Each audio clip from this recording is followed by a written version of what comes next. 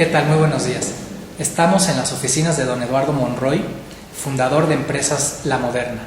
Es un honor para nosotros conferir el honor de la medalla de liderazgo Anáhuac a un ejemplo para los empresarios, evidentemente para nuestra comunidad universitaria y muy particularmente para nuestros alumnos que se encuentran estudiando en la Universidad Anáhuac del Sur y que podrán ver en el testimonio de don Eduardo un ejemplo a seguir para el resto de sus vidas. Muchas gracias. Don Eduardo, muy buenos días, gracias por recibirnos. Muy buenos días, un gusto recibirlos y está en su casa. Qué amable.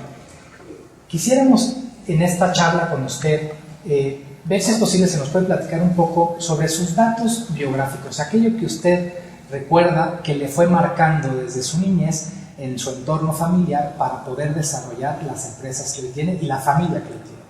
Bueno, yo nací el 9 de noviembre de 1925, ya voy a cumplir 86 años de edad.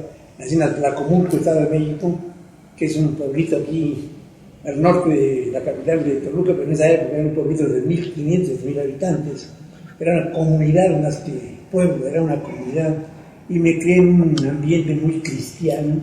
Y mis padres, aun cuando éramos de clase media baja, pues no nos faltaba nada para comer y alimentar, porque todo se criaba en casa, gallinas, leche, todo, frijol, todo se cocinaba, se cultivaba en la casa.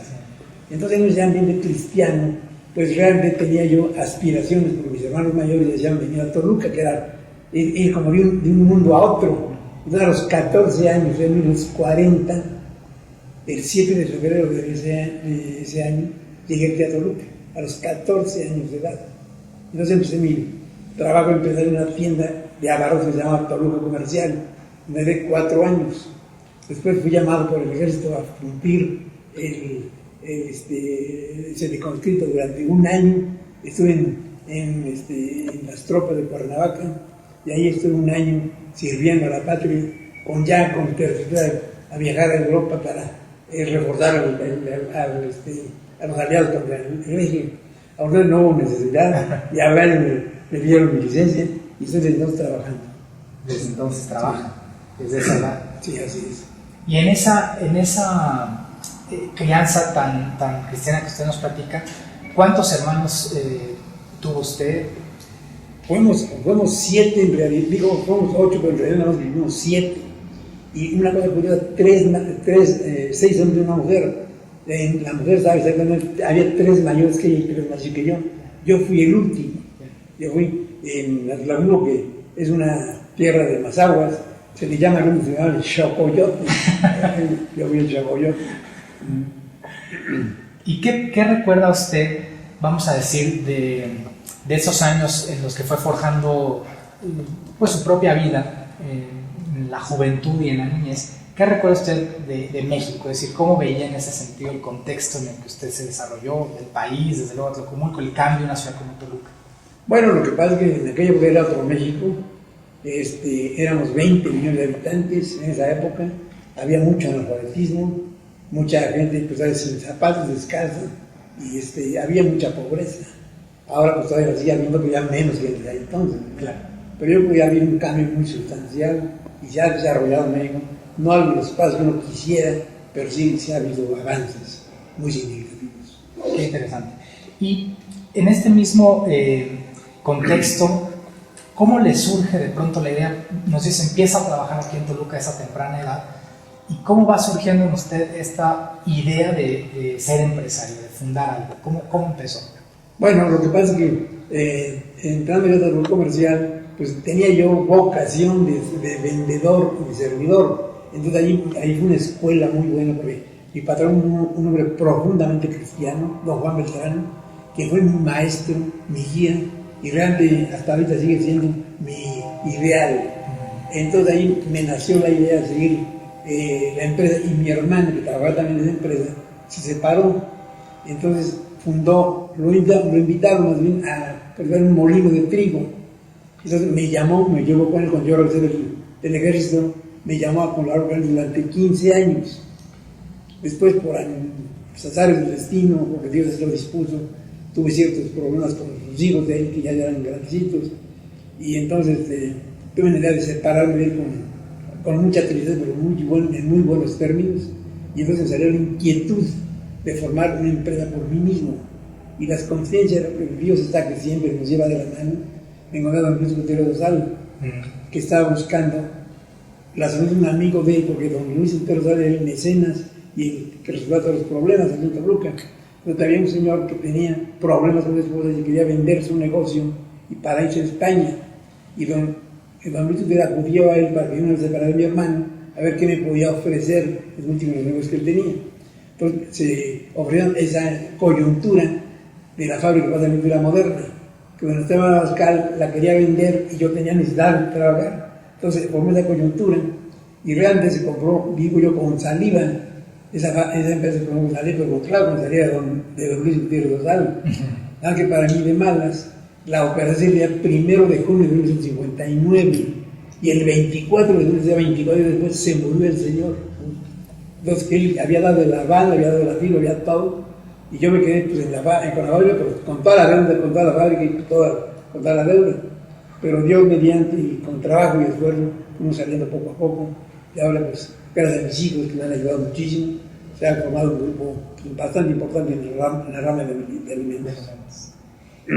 ¿Qué recuerda usted, don Eduardo, en este contexto, vamos a decir, histórico, político y económico en el que se fue desarrollando su actividad empresarial?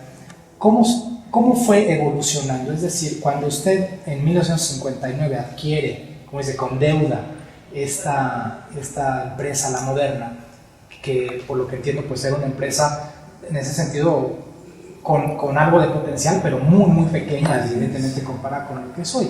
Sin embargo, usted se arriesgó a esa edad a entrar con una deuda, a tener un financiamiento, etc.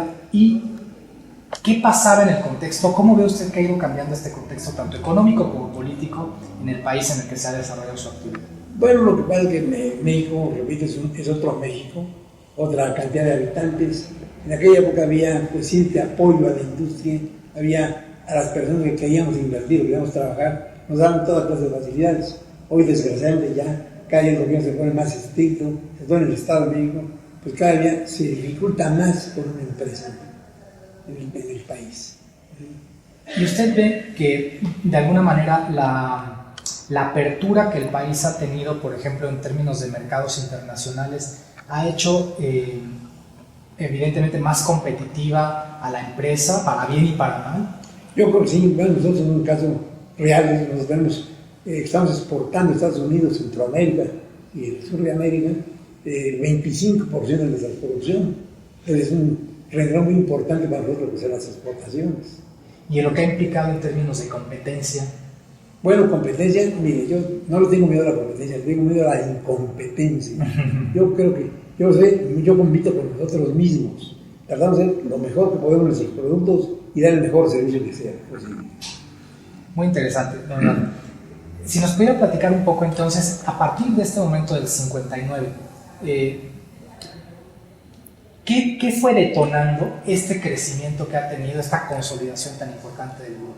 Bueno, realmente no hubo ningún detonador, un esfuerzo constante, de 53 años ya llevamos, el trabajo muy de mis hijos, ha hecho que la empresa vaya creciendo. Primero empezó con la fábrica de pasta moderna, luego empezó con un molino de trigo, que era una compañía de harina, que era una fábrica de galletas. Y así empezamos ya con la colaboración y el trabajo de mis hijos, el talento, pues ya llegamos a tener ahorita 18 empresas de todo el país y una en Guatemala. Y seguimos creciendo, ya estamos pensando en poner una fábrica en Estados Unidos. ¿Cuál creen que han sido las etapas de mayor crecimiento del grupo? Es decir, ha sido, como usted dice, una constante de ir evolucionando, de ir creciendo en los negocios. ¿Pero ha habido algunos ritmos más acelerados de crecimientos en alguna época en particular? Yo siento que a raíz de que mis hijos se fueron incorporando a la empresa, fue tomando el desarrollo de la misma. El primero de mis hijos, que bueno, son 12, el mayor que es Lalo y Carlos, se incorporaron en los 70, de 40 años. Ellos eran unos jovencitos, apenas. Entonces, desde entonces ya les tenían la inquietud de los negocios, de las empresas. Entonces, poco a poco fuimos formando un grupo familiar, pero en un grupo empresarial muy unido, que es difícil, porque 5 hijos en una misma empresa no es fácil que coordinen, porque cada uno tiene sus ideas y las respeto 100%, pero es un poquito difícil amalgamar las inquietudes, los pensamientos, las inclinaciones de cada uno de ellos, pero lo hemos logrado gracias a la voluntad de ellos y a la mía. ¿Y qué consejo puede darnos en ese caso en particular? La Náhuatl del Sur tiene un centro muy especializado en temas de gobierno corporativo, en temas de empresa familiar. Muchos de nuestros egresados y evidentemente de nuestros alumnos se encuentran inmersos en empresas de índole, vamos a decir, familiar, donde el grupo accionista mayoritario es de control familiar. ¿Qué consejos puede dar para que funcione bien una empresa con esas características? Creo que lo que estamos haciendo es lo adecuado, hacer por gobierno corporativo. Antiguamente yo era el que recibía, tomaba los acuerdos, tomaba las decisiones. Hoy ya tengo un comité ejecutivo que forman mis 5 hijos, 2 personas externas y yo. Somos 8 que tomamos las decisiones y creo que ese es el camino del gobierno corporativo que hasta ahorita hemos llevado con bien. Ahora el problema es la tercera generación y vamos a tratar de imbuirles ese mismo sentimiento de unidad, de trabajo y de cohesión y de gobierno corporativo.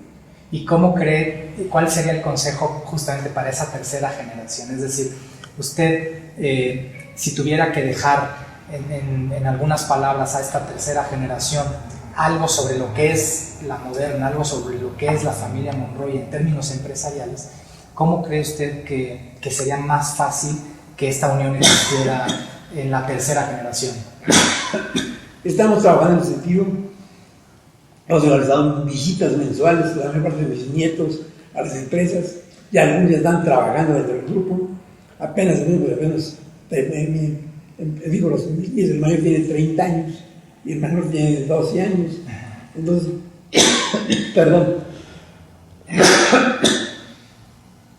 Estamos tratando de involucrarnos desde ahorita, infundirles la filosofía de la empresa, que es una empresa eminentemente humana para que sea realmente altamente productiva.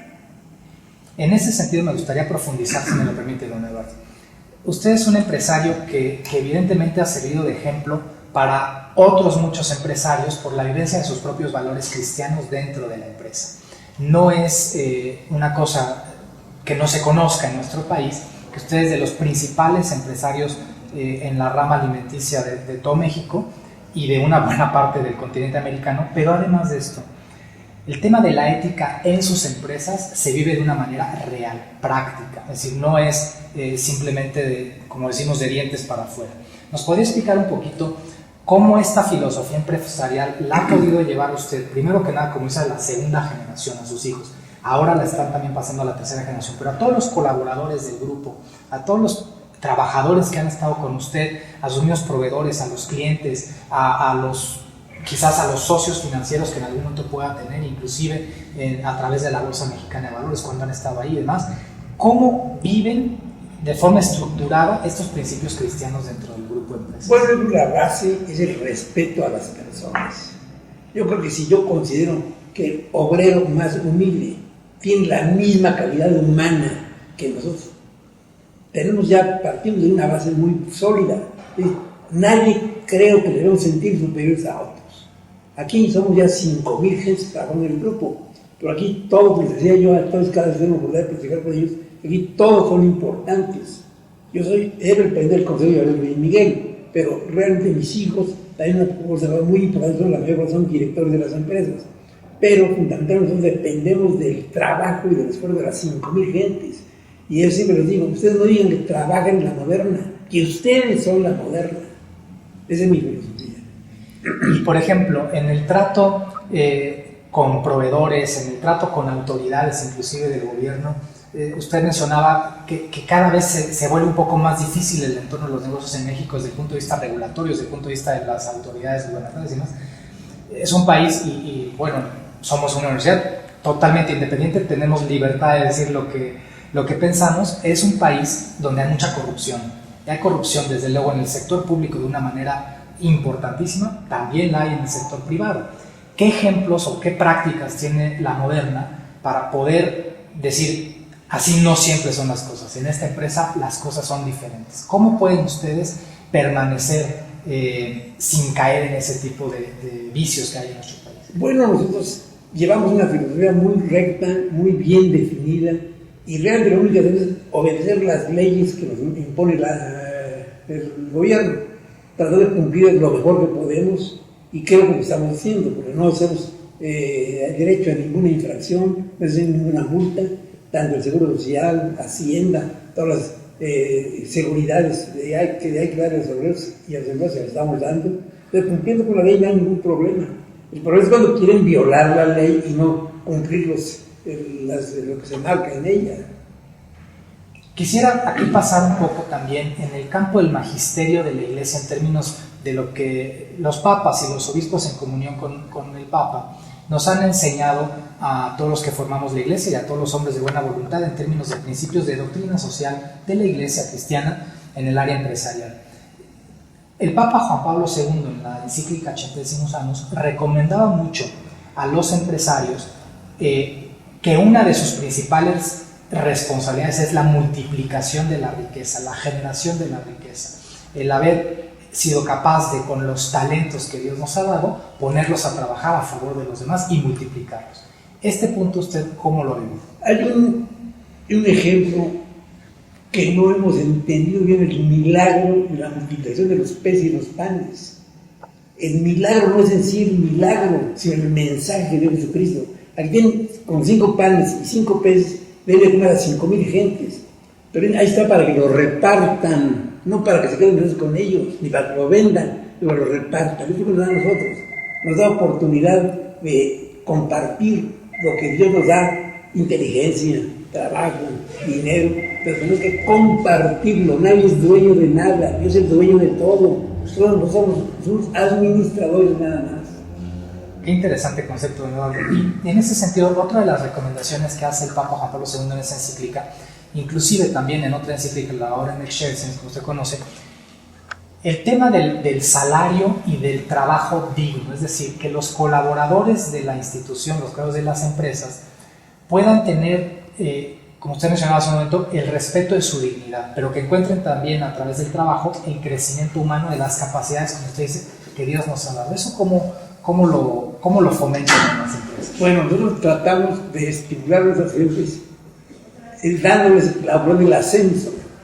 Nosotros siempre y muy rara vez contratamos gente del exterior. Siempre los puestos nuevos, los puestos que se quedan vacantes, los están cubriendo gente de nuestra propia empresa. O sea que hay oportunidad de ir creciendo. Ahí tenemos un caso ahorita, el director general de la planta de Mexicali llegó de auxiliar de contador en una empresa. Y hoy ya es gerente y director de una empresa importante que tenemos en Mexicali. Y es el programa y la filosofía nuestra, no importar talentos, sino desarrollarlos y darles oportunidad a los que trabajan aquí con nosotros. Qué interesante también ese concepto. Quisiera pasar entonces un poco al tema, si me lo permite, un poquito más de su vida personal, aunque algo ya nos ha podido compartir.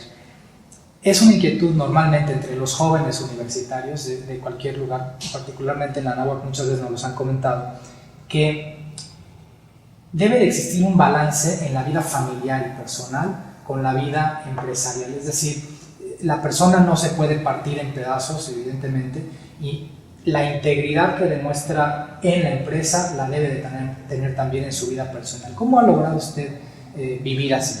Bueno, lo que pasa es que una persona debe ser íntegra y ser la misma en la empresa que en el hogar.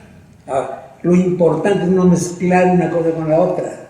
Yo tengo una filosofía: los problemas de mi hogar no los llevo a la empresa, los problemas de mi empresa no los llevo a mi hogar. Entonces, en cada lugar, llegando a mi casa, me olvido de las cosas y me dedico a mi esposa y a mis hijos y a mis nietos.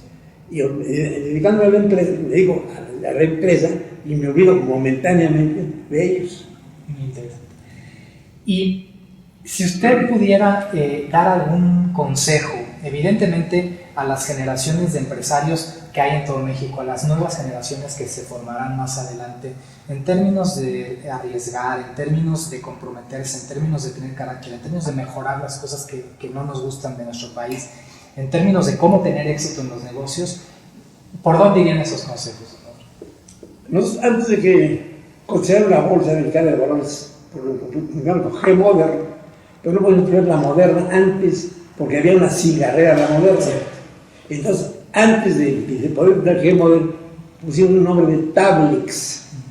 Tablex no es un nombre arbitrario, es las iniciales de lo que todo empresario debe tener: T de trabajo, A de administración, B de buena fe, L de lealtad y X de excelencia.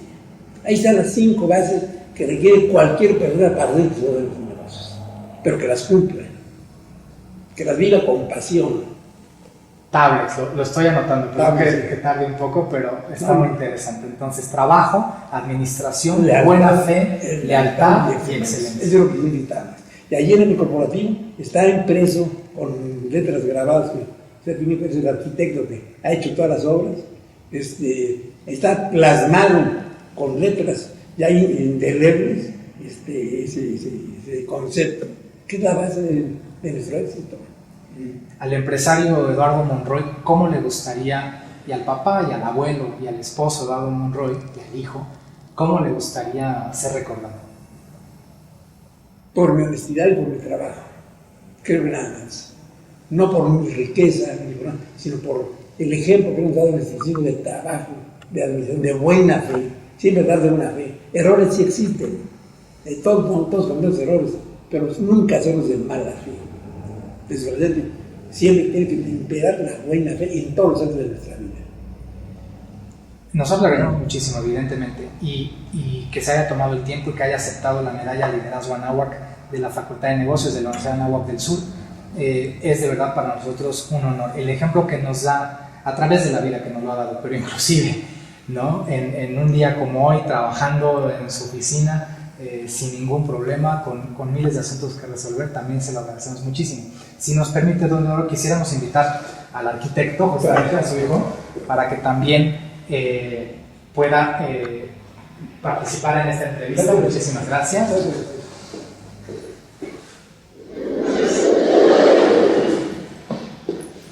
Muchas gracias. Lo que quisiéramos preguntarte básicamente es: has trabajado en esta empresa, evidentemente, has aportado muchísimo talento y has tenido también el ejemplo de tu papá.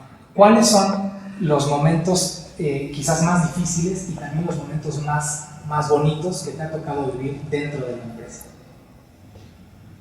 Bueno, por ahí mi papá tenía un pequeño letrerito en su otra oficina donde decía que un pensamiento de otro empresario que decía que la empresa es un centro de conflicto. Claro, conflicto de 8 horas, no más, como dice mi papá, se quedaron de la empresa y se acaba.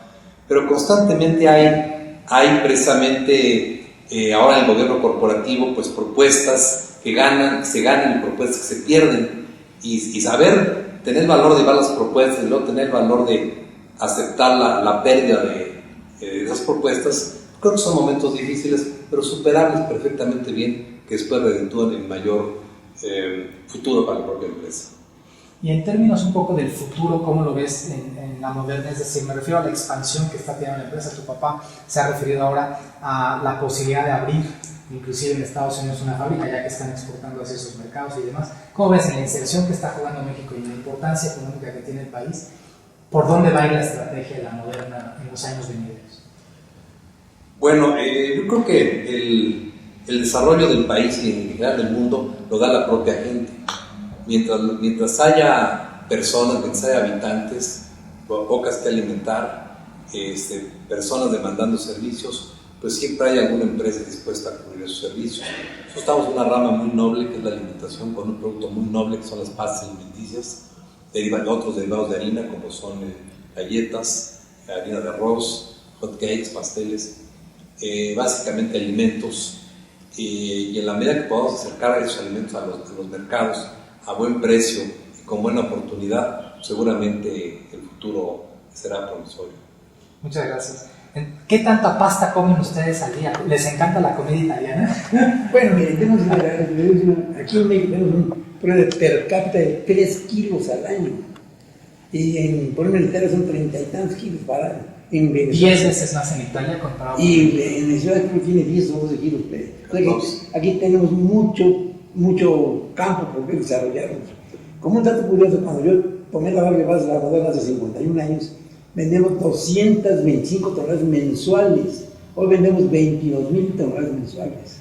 Ahí nos da el crecimiento. Y como dicen, y y aún con el promedio per cápita sumamente bajo, inclusive con países de América Latina, ya no digamos europeos o italianos, los reyes de la pasta. Sí, así es, hay mucho que hacer, insisto, donde haya personas, hay futuro. Cualquier país que crezca tiene futuro. Yo creo que deben preocuparse los países que están decreciendo. A mi esposa y a mis hijos les gusta mucho comer pasta 2 o 3 veces al día. Me sumo también a esa emoción. A mi esposa y a mis hijas y a mí nos encanta comer pasta diario. No engorda la pasta. No engorda. Ese es el comercial del día de hoy. Pues desde luego a ustedes, don Eduardo, y a toda la familia Monroy les estamos profundamente agradecidos. Varios de ustedes son egresados de la Universidad de Anáhuac, además nos sentimos en familia, además por la cercanía que han tenido ustedes siempre con nuestro rector, con el doctor Jorge López, y este mensaje para nuestros alumnos será sin lugar a dudas sumamente valioso, pero lo más importante es que tengan en esta recepción de la medalla al liderazgo Anáhuac que sea un ejemplo para las generaciones que vendrán de empresarios en la Universidad de Anáhuac y, por qué no, en otras universidades también. Se los agradecemos de verdad muchísimo por el ejemplo que dan, no solamente por aceptar la condecoración, sino verdaderamente porque son testimonio de una vida bien vivida, que vale la pena bien vivirla. Muchas gracias. Pues no, le agradezco yo. Una vez más le reconozco que voy a recibir con muy alto honor saber que va a recibir un hijo en mi nombre, pero realmente, aunque lo considero inmerecido, lo acepto con mucho gusto. Para mí es muy honroso, muy admirable tener ese honor de recibir esa presea, ese reconocimiento. Pero mi gratitud es no solamente por esta presea, este reconocimiento que me hace el favor de otorgarme, sino porque también colaborar mucho a la educación de mis hijos. Yo tengo mucho que deberle a la Universidad de Anáhuac, porque la formación de mis hijos, su integridad moral, su preparación académica, es admirable gracias a la preparación de una Universidad de Anáhuac, pero además por sus propios principios, por la educación que les dio su mamá, la educación que nosotros le dimos, y creo que es una familia en ese aspecto ejemplar. Pues muchísimas gracias, dobles. Muy amables. Mucho gusto.